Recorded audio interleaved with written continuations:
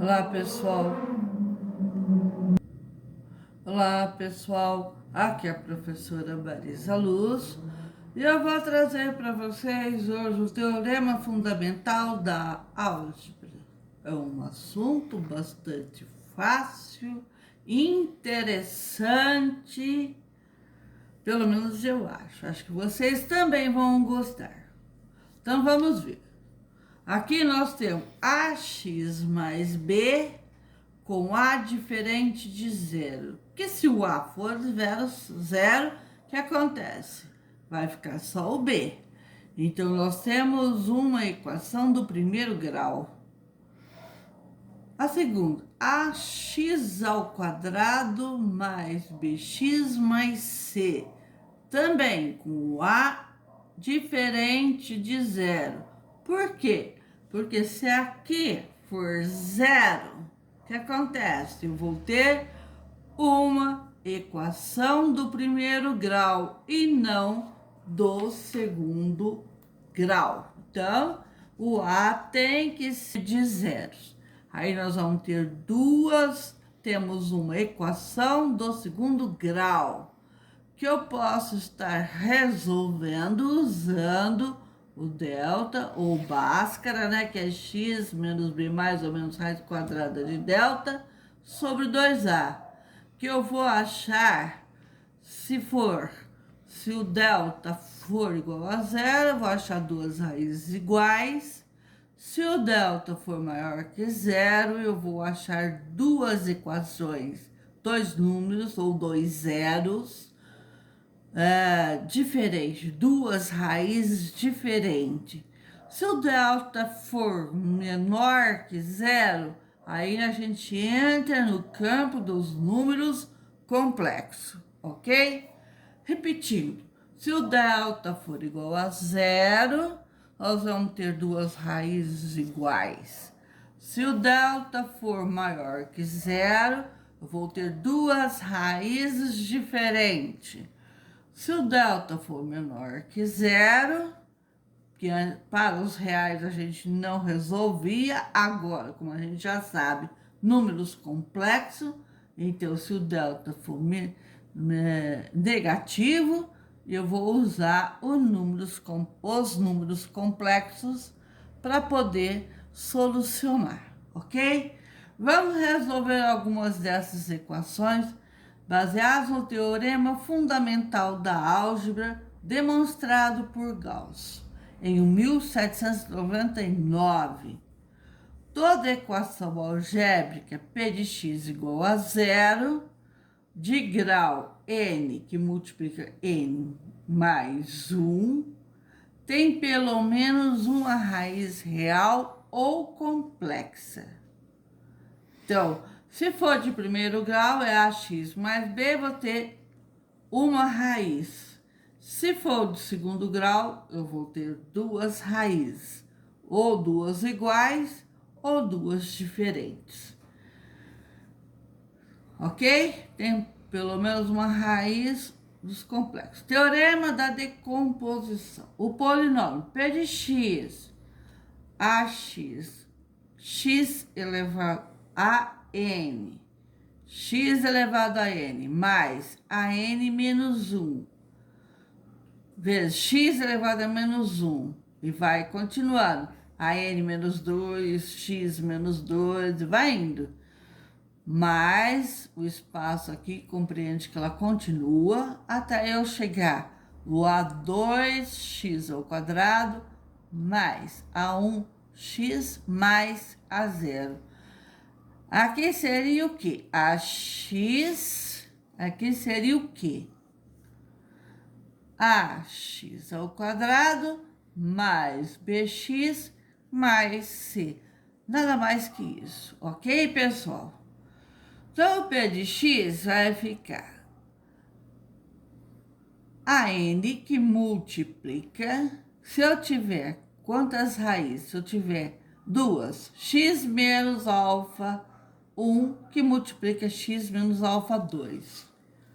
Se eu tiver n raízes, então o P de x vai ser a n que multiplica x menos alfa 1, que multiplica x menos alfa 2, x menos alfa 3, x menos alfa 4, que está tudo aqui, ó, nessas reticências, até chegar no x menos alfa n.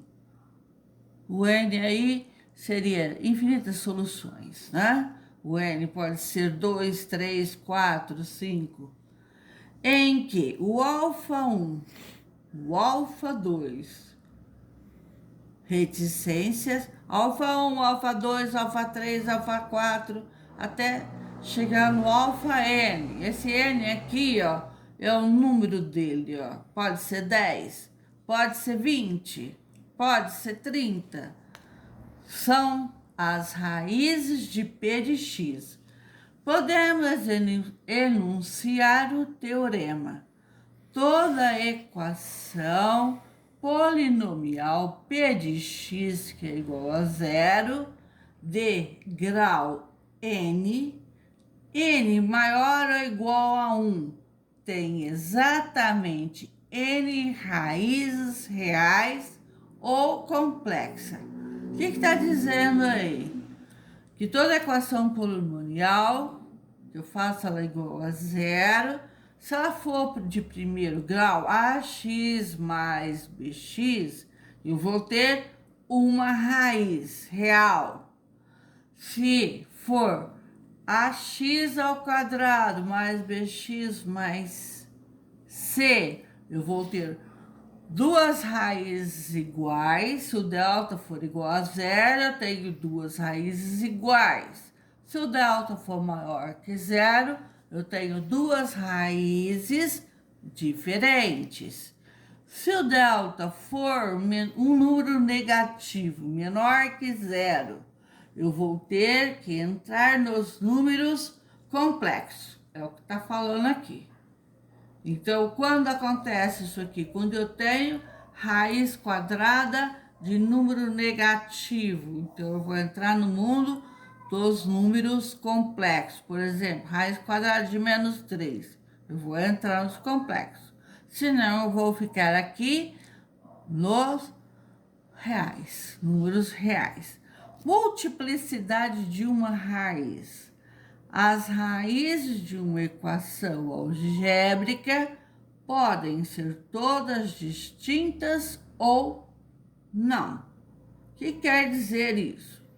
Se tiver duas raízes iguais, a raiz terá multiplicidade 2.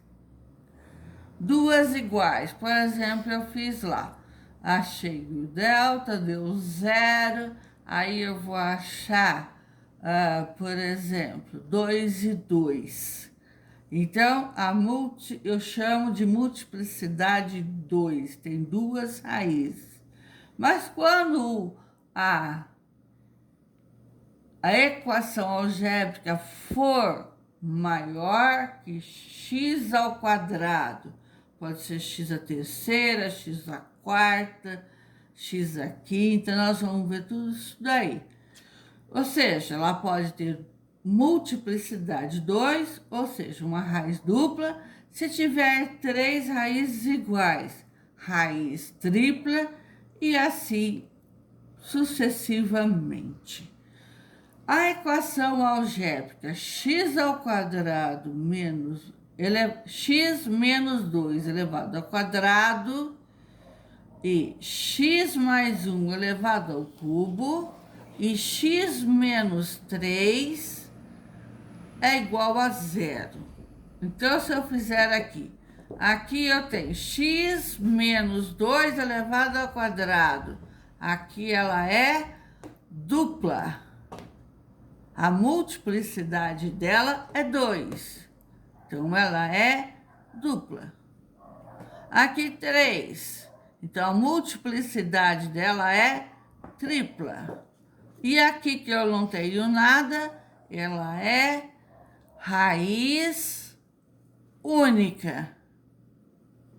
Raiz única. vem que aqui eu vou distribuir x menos 2 ao quadrado é a mesma coisa que x menos 2 que multiplica x menos 2.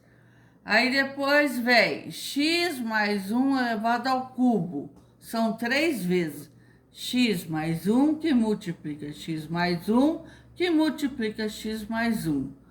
E essa aqui, x menos 3, que tem raiz única, x menos 3 que é igual a zero. Então, quantas raízes tem essa equação? Ó, a equação tem 6 raízes. Por que 6? 2 aqui, com mais 3 aqui, com mais uma daqui. Então, na verdade, uma, mais uma, mais uma, mais uma, mais uma e mais uma. 1 mais 1, 2, 2 mais 1, 3, 3 mais 1, 4, 4 mais 1, 5, 5 mais 1, 6. A equação tem 6 raízes. Uma dupla de 2, aqui, ó, x menos 2 ao quadrado. Então, uma dupla de 2. Uma tripla, é porque x mais 1 elevado ao cubo. Então, é uma tripla, que vale menos 1. E uma simples, que é x menos 3, ok. Então, eu posso escrever assim, P de x é igual a x menos alfa elevado a m vezes q de x, que é o quociente, com q de x diferente de zero, ok? É quando eu vou aplicar a técnica de Brio-Ruffini, tá? Vai acontecer isso aqui, nós vamos usar, por isso aprendemos, vamos utilizar, ok, pessoal? Ei, pessoal, se vocês gostaram, inscrevam-se no meu canal, deixe um like, toque o sininho, compartilhe com as outras pessoas e vamos nos divertir. E se inscrevam no meu canal.